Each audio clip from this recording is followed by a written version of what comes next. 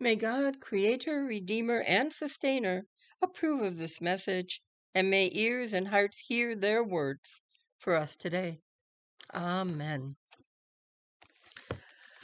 And so, my sacred family members, we have something to ask of you. Honor the spiritual leaders who work hard among you, for they watch over you and give you wise and firm counsel as they serve our honored chief. Treat them with great respect and love for the work they do, and be at peace with each other. This comes from the first letter from small man to the sacred family in village of False Victory, chapter 5, verses 12 and 13 of the First Nations version of the New Testament, or as we call it, First Thessalonians. When I was first thinking about this week, I got an email from my Bible app with this reading in it. The word spoke to me more than the normal translations of the liturgical readings did. This small paragraph speaks volumes about our special theme today, laity and the work done by laity in the church. We are very fortunate at this time in our church that we have such a team dynamic between pastor and congregation, or laity, since all members of the congregation are laity. That's what it means, anybody who's not ordained or licensed. But sadly, some churches haven't yet learned what we learned a long time ago. Pastor and laity have to be a team for the church to flourish. Notice I did not say grow, since a church can flourish without getting many new members. Many times, the new members come from the things that cause the church to flourish. This reading says to honor those persons who work hard, those who give wise and firm counsel as they serve God. People who visit a church notice the things that we take for granted. They notice the old paint job in the sanctuary, and they notice how we treat our own people. If we show respect for those who work for the church, clergy and laity, others will want to be a part of our family. If those who work hard are not respected, no one will want to commit to joining because they want to be somewhere they are respected too. That is one lesson from the parable today. The king was all ecstatic to prepare his son's wedding feast. He invited all the right people, but they all refused to come. They had no respect for the king or his son. They only cared about themselves. So the king took a chance and invited the people who were just ordinary. They came and were honored to have been invited. They celebrated the king and his son. There is the one guest who comes without wearing his wedding clothes. Now, I was baffled about this, since I hoped for a message of inclusion.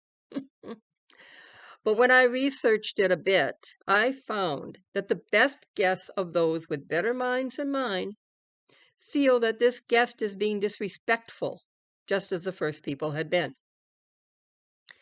It isn't just about showing up. It's about showing up ready to work.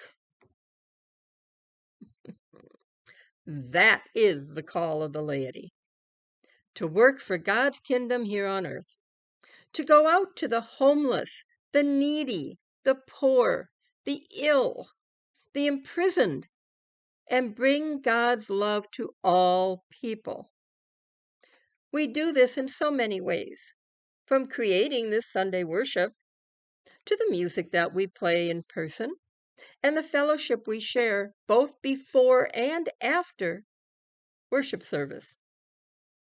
We do it by having coffee ready at 8:30 a.m. on Thursdays and Saturdays, and by having a nutritious lunch ready for anyone who wants to join us on the fourth Saturday and Sunday of each month.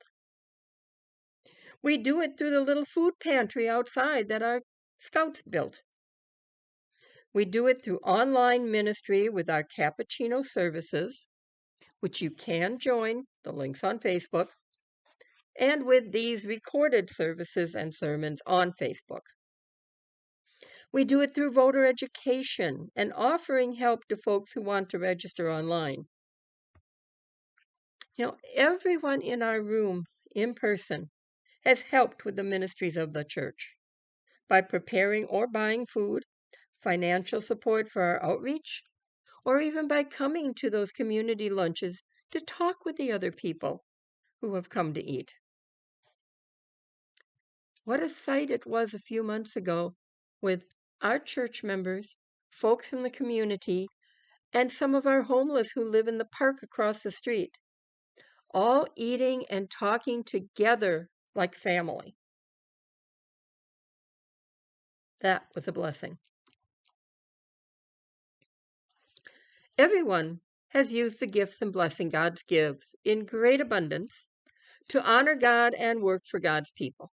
That's just who we are here at Cudahy United Methodist Church. But like the guest without his wedding clothes, we each have a choice.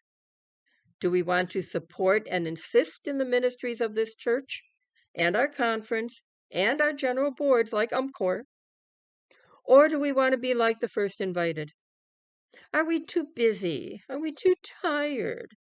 Are we too bored with church stuff to use the gifts we're given? Is it too much of a bother to honor God any day but Sunday? Do we choose to do what is right so that we are chosen? Or do we care so little that we let someone else make the choice for us? It's up to each of us, not just laity, but clergy too, to make good choices. The honored chief, or God, as we call them, expects us to make choices according to our love for them and for each other. Amen. And happy Laity Sunday.